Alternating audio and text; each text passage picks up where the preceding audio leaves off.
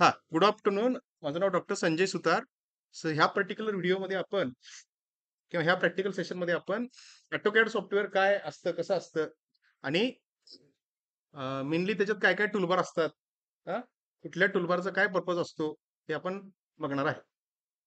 तर सॉफ्टवेअर मी शून्यातून सुरू करतो. AutoCAD मी टाईप केलं. हे माझ्याकडे जे व्हर्जन आहे, ते AutoCAD 2021 आहे. मे बी तुमच्या डेस्कटॉपवरती जे आहे, ते 2023 असेल. सो व्हर्जन टू व्हर्जन थोडासा इंटरफेस बदलतो. हां, पण मेनली टूल्स जे काय आहेत, ते तेच राहतात. त्यात काय फार मेजर चेंज होत नाही. तर तुम्ही ते ओपन केल्यानंतर स्क्रीन समोर तुम्हाला अशी दिसेल, स्टार्ट ड्रॉइंग. हां, मेनली आपल्याला ड्रॉइंग ड्रॉ करायचं आहे. इथं जर तुम्ही बघितला, हां, थोडासा ॲपल, ए फॉर ॲपल. इथं जर तुम्ही बघितला तर तुम्हाला वेगवेगळे ऑप्शन्स आहेत. न्यू, नवीन फाईल तुम्हाला सुरू करायची असेल तर न्यू मध्ये जाईन मी. एक्झिस्टिंग फाईल ओपन करायची असेल तर ओपन ऑप्शनमध्ये जाईन. असे बरेच ऑप्शन आहेत. वेळेनुसार ते आपण एक्सप्लोर करूया. हं. आता मी सुरुवातीला ड्रॉइंग बनवायचं आहे मला, तर मी इथं स्टार्ट ड्रॉइंग जो ऑप्शन आहे, ह्याच्यावरती क्लिक केलं. हां. आता या स्टार्ट ड्रॉइंगवरती क्लिक केल्यानंतर मेनली मला इथं काही टूलबार्स दिसतात. इथं आहे ड्रॉ टूलबार. मी जिथं कर्सर आता मूव्ह करतोय तो. त्याच्यानंतर इथं आहे मॉडिफाय टूलबार. त्याच्यानंतर आहे अॅनोटेशन. त्याच्यानंतर आहे लेयर्स. हां. मेनली 4 हे टूलबार्स आहेत, टूल मेनूज आहेत, ज्यांचा आपण मेनली उपयोग करतो. ड्रॉ टूलबारचा जर मी विचार केला, तर ड्रॉ टूलबारमध्ये लाईन आहे, त्याच्यानंतर पॉलीलाईन आहे, सर्कल आहे, आर्क आहे, त्याच्यानंतर रेक्टेंगल आहे, इलिप्टिकल शेप आपल्याला जर फॉर्म करायचे असेल तर हा ऑप्शन आहे. त्याच्यानंतर हॅचिंग हा एक ऑप्शन आहे. मेनली मी एक गोष्ट तुम्हाला सगळ्यांना सजेस्ट करेन, की एखादी कमांड जर तुम्हाला माहीत नसेल, तर काय करा, त्या कमांडवरती या आणि थोडा कर्सर स्थिर ठेवा.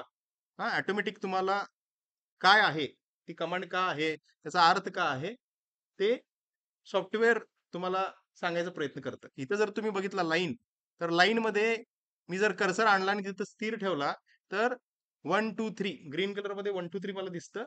हां, मेनली जर लाईन मला म्हणायची असेल, स्ट्रेट लाईन जर म्हणायची असेल, तर स्ट्रेट लाईन होण्यासाठी स्टार्टिंग पॉइंट लागतो, एंड पॉइंट लागतो आणि त्यांना कनेक्ट करणारा एक स्ट्रेट पाथ लागतो. सो पिक्चरमध्ये तुम्ही बघताय की 1 आणि 2 हे काय आहेत? 1 हा स्टार्ट पॉइंट आहे, 2 हा एंड पॉइंट आहे आणि मध्ये रेड कलरने जे काही दाखवलेला आहे, तो एक पाथ आहे, स्ट्रेट पाथ आहे. सो स्ट्रेट लाईन आपण अशी डिफाईन करतो. पॉलीलाईनच्या बाबतीत म्हणायचं झालं तर पॉलीलाईनला इथं जर तुम्ही बघितला, तर पॉलीलाईन हा एक क्लोज शेप आहे. हां, 1, 2, 3, 4, 5, 6 आणि परत तो 1 ला आलेला आहे.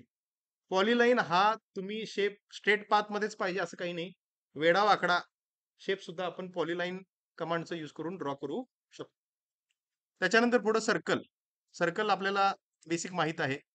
सर्कल जर मला ड्रॉ करायचा असेल, तर सर्कल ड्रॉ करायला थोडं स्क्रीनकडे बघा म्हणजे तुम्हाला कळेल. हां, सर्कल ड्रॉ करायला आपल्याकडे पॉसिबल एवढे ऑप्शन आहेत. Centre radius, centre diameter, 2 point circle, 3 point circle, tangent tangent radius, tangent tangent tangent. हां, तर सर्कल मला काढायचं असेल, तुमच्याकडे इनपुट फक्त रेडियस आहे तरी काढू शकता. इनपुट डायमीटर आहे काढू शकता. इनपुट तुमच्याकडे फक्त 2 पॉइंट आहेत तरी काढू शकता. इनपुट 3 पॉइंट आहेत काढू शकता. 3 टॅन्जंट आहेत काढू शकता. 2 टॅन्जंट आहे, 1 रेडियस आहे, ड्रॉ करू शकता. हे एवढे पॉसिबल ऑप्शन आपल्याकडे आहेत. आर्क जर काढायचा झाला, आर्क काढायचा असेल तर मेनली आपल्याला स्टार्ट पॉइंट लागतो, एंड पॉइंट लागतो आणि सेंटरचा पॉइंट लागतो. पण तो आर्क सुद्धा काढायला पॉसिबली हे एवढे ऑप्शन आहेत. त्याच्यानंतर इथं रेक्टँगल आणि पॉलिगॉन. हां, रेक्टँगल म्हणजे त्याला 4 बाजू असतात आणि पॉलिगॉन, पॉली म्हणजे आपण मल्टिपल बाजू असणारा. हां, म्हणजे तुम्हाला पंचकोन काढायचा आहे, पेंटागॉन काढायचा आहे, तर 5 बाजू पाहिजेत. हां, हेक्सागॉन म्हणजे 6 बाजू, हेप्टा म्हणजे 7 बाजू. हां, तर गरजेनुसार आपण त्या पॉलिगॉनचा काय करतो, यूज करतो. तर मेनली मी फक्त कमांड काय आहे ते तुम्हाला दाखवतोय. त्याचा अर्थ फिजिकली सांगतोय. ॲक्चुअलमध्ये आपण थोड्या वेळाने ते ड्रॉ करू. तर हे झालं पॉलिगॉनच्या बाबतीत किंवा रेक्टँगलच्या बाबतीत. त्याच्यानंतर इथं बघा, सेंटर ड्रॉ करू शकता तुम्ही इथून. इथून इलिप्टिकल शेप जर ड्रॉ करायचा असेल तुम्हाला, तर तो ड्रॉ करू शकता. त्याच्यानंतर हॅचिंग.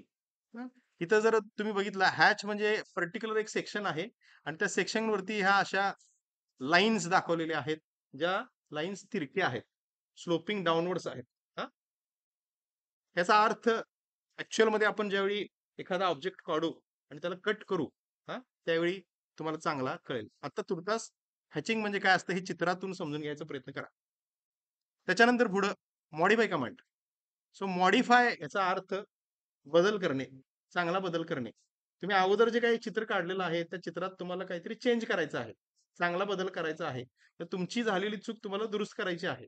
तर ते करण्यासाठी आपण ह्या मॉडिफाय टूलबारचा यूज करतो. याच्यात जर तुम्ही बघितला तर move command, copy command, stretch command आहेत. हा, अशा बऱ्याच कमांड आहेत. हा कमांड ऍक्च्युअल मध्ये ऑब्जेक्ट ड्रॉ करताना आपण त्याचा यूज करूया. हा? त्याच्यानंतर आहे अॅनोटेशन. तुम्ही काढलेलं स्केच, तुम्ही काढलेले चित्र, त्याला जर तुम्हाला डायमेन्शन्स द्यायचे असतील, dimensions in terms of me number सुद्धा म्हणतोय आणि इन टर्म्स ऑफ वर्ड्स सुद्धा म्हणतोय. म्हणजे मला इथं स्क्रीनवरती येऊन समजा मला माझं नाव संजय लिहायचं असेल तर ते मी लिहू शकतो, किंवा मला माझी डेट ऑफ बर्थ 11/11/1988 समजा लिहायची आहे इन टर्म्स ऑफ फिगर्स, ती सुद्धा मी इथं टाईप करू शकतो. सर ते करायचं जर तुम्हाला असेल तर ह्या मेनली अॅनोटेशनचा आपण यूज करतो. त्याच्यानंतरचा हा नेक्स्ट टूलबार आहे तो म्हणजे लेयर्स. सो लेयर्स म्हणजे तुम्ही इथं जे 2 डायमेन्शनल चित्र काढणार आहे स्क्रीनवरती, त्याला जर तुम्हाला कलरिंग करायचं आहे, फॉर एक्झाम्पल म्हणतो मी त्याला कलरिंग करायचं आहे, किंवा हा, जे चित्र काढलेलं आहे त्याची थिकनेस वाढवायची आहे, तर आपण लेयर्सचा उपयोग करतो. मेनली हा लेयर्सचा जो काही टूलबार आहे, इथं बघा लेयर प्रॉपर्टीज म्हणून आहेत. हा, ह्या टूल बारचा पर्पज हा बेसिकली आपण इथं स्क्रीनवरती काढलेली जी चित्र आहेत, हा, 2 डायमेन्शनल चित्र आहेत, त्याला कलरिंग करायचं आहे, किंवा काढलेल्या चित्राची थिकनेस वाढवायची आहे, हा, त्याच्यासाठी बेसिकली आपण ह्याचा उपयोग करतो. आतापर्यंत जे मी सांगितलं हे सगळं इकडचा टॉपचा जो काही पोर्शन आहे, टॉपला इथं असणारे जे काय टूलबार्स आहेत ते मी तुम्हाला थोडक्यात सांगितलं. आता थोडंसं आपण इकडे खाली येऊया. हा, खाली म्हणजे इथं म्हणतोय मी पर्टिक्युलर बॉटम राईट कॉर्नर, इथं बघा तुम्हाला 3 उभ्या लाईन दिसतात. त्या 3 उभ्या लाईन वरती जर मी क्लिक केलं तर हे पॉसिबली एवढे ऑप्शन आहेत. हा, मी आता एक गोष्ट करतो. हा, मी ह्या प्रत्येक ऑप्शनला टिक करतो.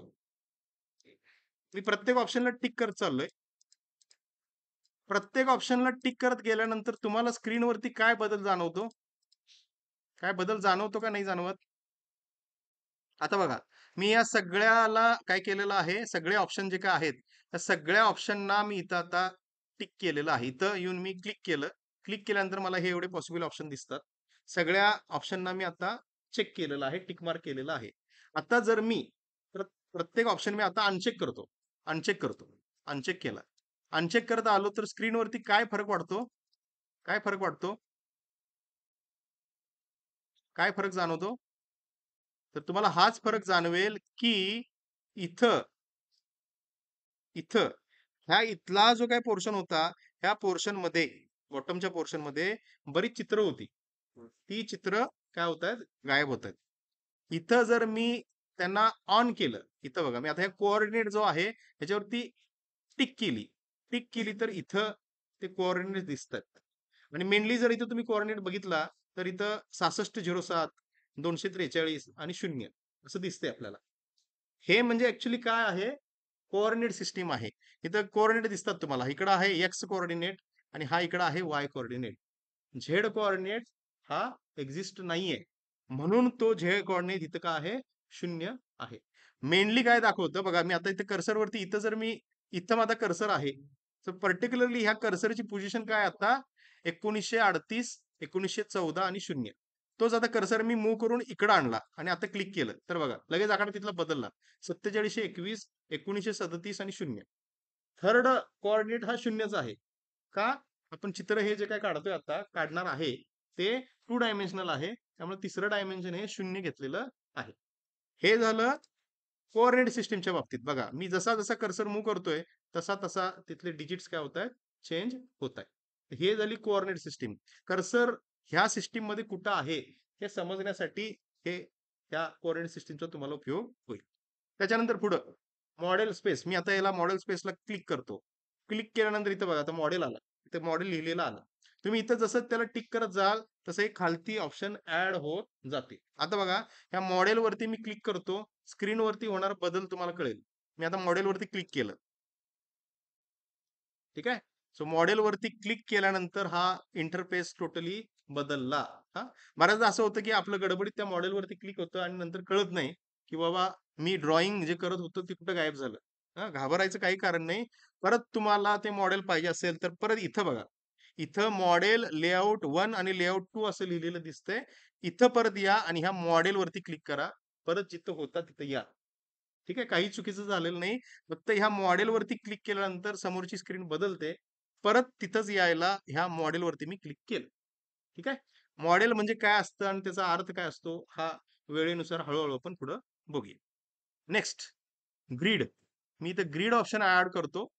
ग्रीड ऑप्शन इथं बघा, हा ग्रीड ऑप्शन म्हणजे काय दिसतो आपल्याला, सरळ सरळ काही आडव्या लाईन आहेत, काही उभ्या लाईन आहेत, त्यांचे इंटरसेक्शन आहे.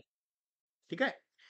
एक गोष्ट जर मी केअरफुली ऑब्झर्व केली तर हा जो ग्रीड जो ऑप्शन आहे, त्या ग्रीडच्या ऑप्शनला आता जर मी परत एकदा टिक करतो, परत एकदा मी तिथं क्लिक केलं, तर बघा आता बॅकग्राऊंड त्याचा काय झाला, ब्लॅकिश झाला. हा बॅकग्राऊंड ब्लॅकिश आहे.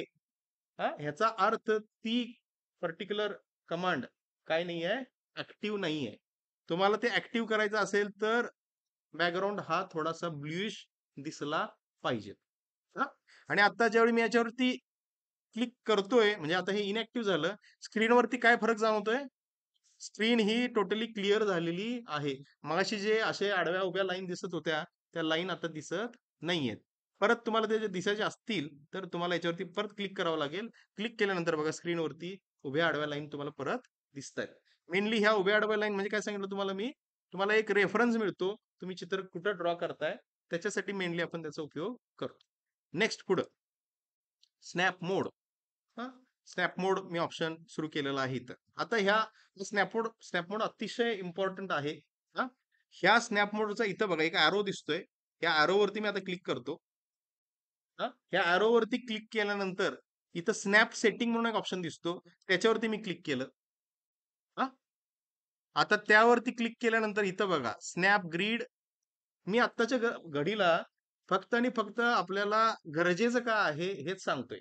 अननेसेसरी भरमसाठ गोष्टी जर मी सांगितल्या तर ते खूप कन्फ्युजिंग होईल. त्यामुळं जेवढं गरजेचं आहे तेवढं आपण बघूया आत्ताच्या घडीला. तर स्नॅप अँड ग्रीड मी याच्यावरती काय बोलत नाहीये. पोलर ट्रॅकिंग वरती मी काय बोलत नाहीये. ऑब्जेक्ट स्नॅप ऑप्शन जो काय आहे तिथं मी आलो. किती बघा किती नंबरचा ऑप्शन आहे तो? हा पहिला स्नॅप आणि ग्रीड आहे, दुसरा पोलर ट्रॅकिंग आहे आणि तिसरा ऑब्जेक्ट स्नॅप आहे. हा, मी म्हणतो आत्ताच्या घडीला, मी म्हणतोय म्हणून, हा, मी म्हणतो म्हणून म्हणण्यापेक्षा ते लागतं पुढं.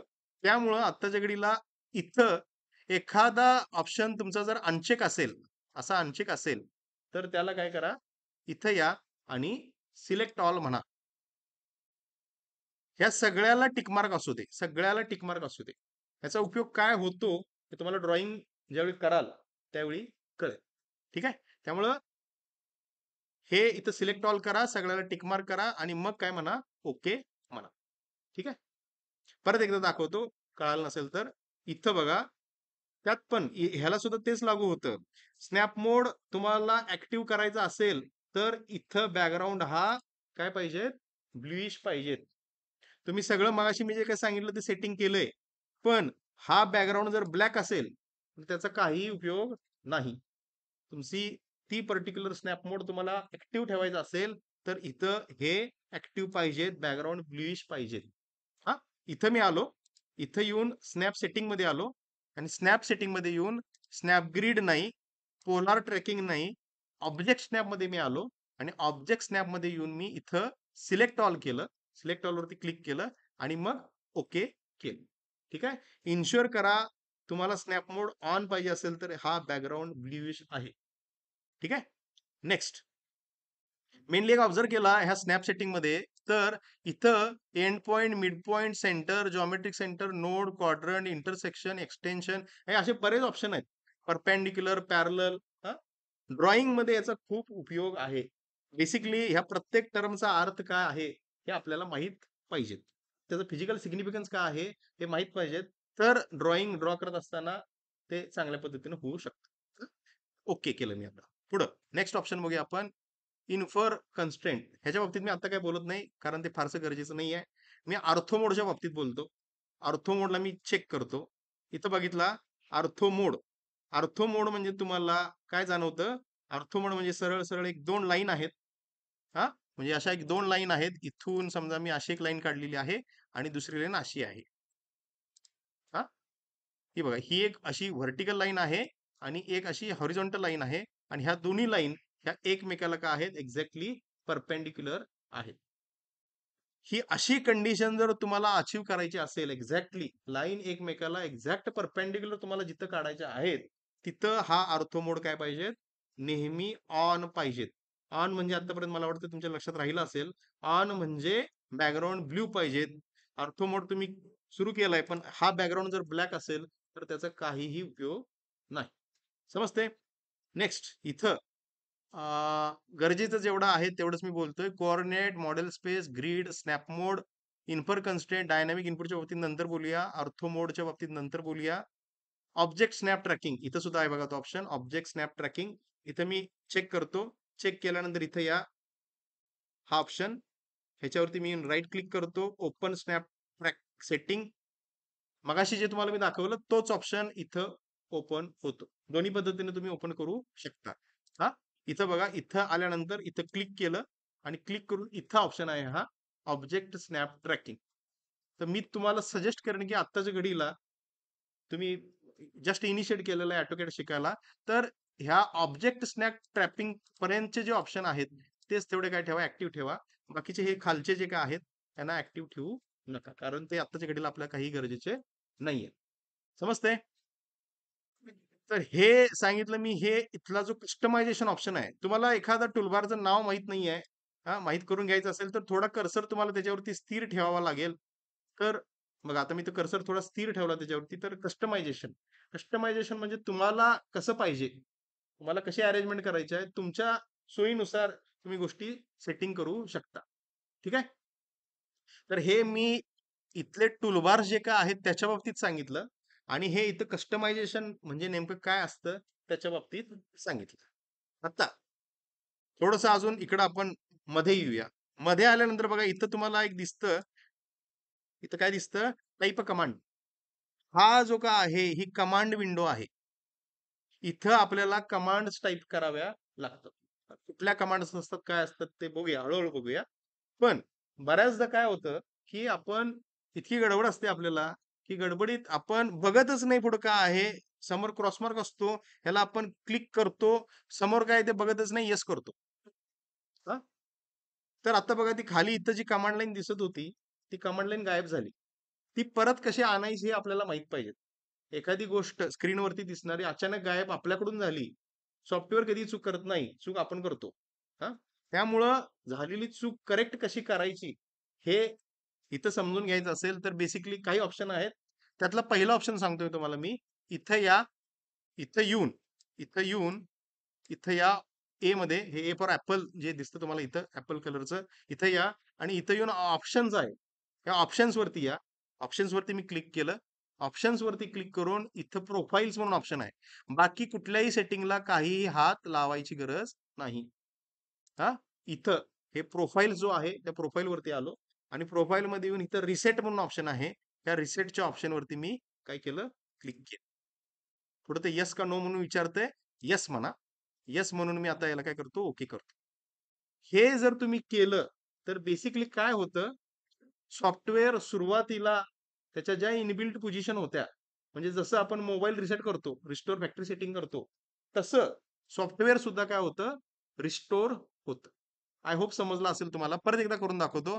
इथं या, ऍपल वरती, ए फॉर ऍपल वरती या, इथं या, ऑप्शन्स वरती या, ऑप्शन्स वरती येऊन प्रोफाईल्स वरती या, प्रोफाईल्स वरती येऊन रिसेट म्हणा, रिसेट म्हणून यस म्हणा, यस म्हणून काय म्हणा? ओके म्हणा. मगाशी बघा मी तर गरजेपुरते जेवढे होते तेवढेच ठेवले होते.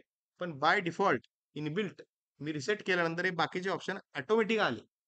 बरोबर का? कस्टमायझेशन केलं होतं मी तरी सुद्धा ते आलं. हा, तर ही एक मेथडॉलॉजी आहे, ही एक पद्धत आहे, ज्या पद्धतीनं तुम्ही गोष्टी रिसेट करू शकता. ही एक पद्धत झाली. दुसरी पद्धत, स्क्रीनवरती या, राईट क्लिक करा आणि राईट क्लिक करून इथं ऑप्शन्स दिसतो तुम्हाला. हा, तर त्या ऑप्शन्स वरती मी आता क्लिक केलं. सेम तेच मगाशी जे काय होतं तीच विंडो आलेली आहे. परत इथं या प्रोफाईल्स वरती या, रिसेट म्हणा, येस म्हणा आणि ओके म्हणा. हा कळते का बघा? राईट क्लिक करून ऑप्शन्स, राईट क्लिक करून ऑप्शन्स मध्ये आहे. माऊसचा राईट क्लिक करावा लागेल तुम्हाला. हा ठीक आहे. तर बेसिकली इथं जे काय आहे त्याच्या बाबतीत आपण डिस्कस केलं. इथं जे काय आहे त्याच्या बाबतीत आपण डिस्कस केलं. आणि हे इथं जे काय आहेत, इथं जर तुम्ही बघितला, इथं ते नावानं लिहिले वर्ड्स मध्ये आहे आणि इथं मात्र ते तीच गोष्टी काय लिहिलेल्या आहेत, सिम्बॉलिकली लिहिलेल्या आहेत किंवा चित्राच्या रूपात लिहिलेल्या आहेत. त्यामुळे बेसिकली तुम्हाला ऑटोकॅड मध्ये ड्रॉइंग काढत असताना तो सिम्बॉल म्हणजे काय असतो त्याचा अर्थ तर माहित पाहिजेच. शिवाय इथं जे काही लिहिलंय त्याचा अर्थ काय असतो ते पण माहित पाहिजेत. आणि ह्या नावाला करस्पॉन्डिंग चित्र का आहे त्याचा तुम्हाला पुरेपूर काय पाहिजेत, माहिती पाहिजे.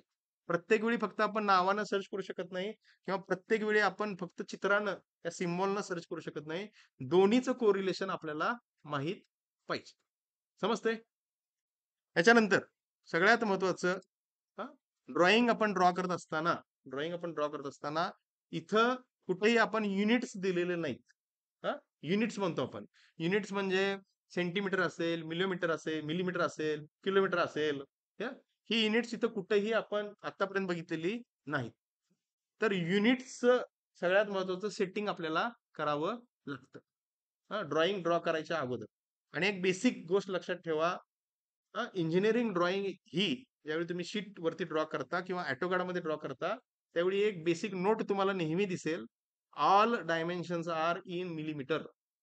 आपण नेहमी मिलीमीटरच्या भाषेत बोलतो. हा त्यामुळे इथे येतो मी आणि स्क्रीनवरती युनिट्स टाईप करतो. मी काही केलेलं नाही, कर्सर मेन मध्ये कुठेतरी स्क्रीनवरती आणलाय आणि युनिट्स टाईप केलंय आणि कीबोर्ड वरती मी आता एंटर प्रेस करतो. हा आता कीबोर्ड वरती इंटर प्रेस केल्यानंतर बघा, ड्रॉइंग युनिट्स हा ऑप्शन समोर आला. बाय डिफॉल्ट इथं मिलीमीटरचं आहे का हे चेक करा. हा सिस्टीम किंवा सॉफ्टवेअर हे बाय डिफॉल्ट मिलीमीटरच घेतं, पण फक्त एकदा ऍक्च्युअल मध्ये ड्रॉइंग ड्रॉ करायला जायच्या अगोदर ते मिलीमीटर आहे का हे चेक करा. बाकी कुठल्याही सेटिंगला तशी हात लावायची गरज नाही, चेंज करायची गरज नाही. इथं फक्त डेसिमल जो आहे हा मी आत्ताच्या घडीला मी हा 0.0 एक सिग्निफिकंट डिजिट ठेवा म्हणेन. हा कशाचा? लेंथचा प्रिसिजन सुद्धा 0.0 ठेवा आणि अँगलचं प्रिसिजन सुद्धा 0.0 ठेवा. हा बाकी काहीही सेटिंग चेंज करायची गरज नाही. हे इथं जाऊन इंटरनॅशनल आहे ते सेटिंग काहीही चेंज करू नका. फक्त मी चेंज काय केलेलं आहे, ते मिलीमीटर आहे का हे फक्त इन्श्युअर केलंय, ते मिलीमीटरच आहे. आणि इथं फक्त प्रिसिजन मी 0.0 आणि हे सुद्धा प्रिसिजन 0.0 एवढंच घेतलेलं आहे. बाकी काही चेंज केलं नाही. आणि मी आता येऊन काय केलेलं आहे, ओके मी करतोय. ओके वरती मी आता क्लिक केलं. ठीक आहे. तर मी तुम्हाला हे इथं टूलबार्स काय आहेत ते सांगितलं. इथं कस्टमायझेशन आपण कसं करतो ते सांगितलं. ही टाईप कमांड, टाईप कमांड ही, ह्या बाबतीत मी सांगायचं विसरलो. टाईप कमांड जी काय आहे ती आपल्याकडून समजा चुकून गायब झाली, हे बघितलं नाही आपण, गायब झाली तर तिला परत आणायचा ऑप्शन मी तुम्हाला सांगितला. एक तर राईट क्लिक करा, ऑप्शन्स मध्ये या, प्रोफाईल्स मध्ये या, रिसेट म्हणा, यस म्हणा आणि ओके म्हणा. हा कमांड लाईन बघा ती पुन्हा आली. एक तर हा ऑप्शन आहे. किंवा व्यवस्थित बघा, ज्यावेळी ही कमांड लाईन तुम्ही कॅन्सल करता त्यावेळी समोर एक मेसेज पॉपअप होतो, समोर मेसेज येतो, तिथे लिहिलेलं दिसतं की to display the command line window again press control 9. हा समजा मी आता ह्याला यस केलं, ते गायब झालं. परत त्याला जर आणायचं असेल तर कीबोर्ड वरती कंट्रोलचं स्पेलिंग शॉर्टकट मध्ये कॅपिटल मध्ये CTRL लिहिलेलं आहे. कंट्रोलचं बटन प्रेस करा आणि कीबोर्ड वरती 9 मी प्रेस केलं तर तिथं बघा ती कमांड लाईन परत आली. हा सो कमांड लाईन ही तुम्हाला दिसली पाहिजे. कमांड लाईन वरती सगळं ऑटोकॅड चालतं, कमांड्स वरती ऑटोकॅड चालतं. हे बेसिक लक्षात ठेवा. ज्यावेळी तुम्हाला वाटतंय सॉफ्टवेअर मध्ये काहीतरी इश्यूज आहेत, चुकीचं काहीतरी व्हायला लागलंय, त्यावेळी या आणि इथे या, प्रोफाईल्स मध्ये या, रिसेट म्हणा, यस म्हणा आणि ओके म्हणा. हे तुम्ही रिसेट केलं याचा अर्थ तुम्ही काढलेल्या गोष्टी डिलीट होतात असं नाही. फक्त आणि फक्त इंटरफेस परत रिसेट होतो. बाकी त्यात काहीही चेंज होत नाही. सो मला वाटतं जवळपास आपण एक 25 मिनिटं बोलतोय. हां, त्यामुळं इथं मी थांबतो. आय होप हा व्हिडिओ तुम्हाला युजफुल असेल. थँक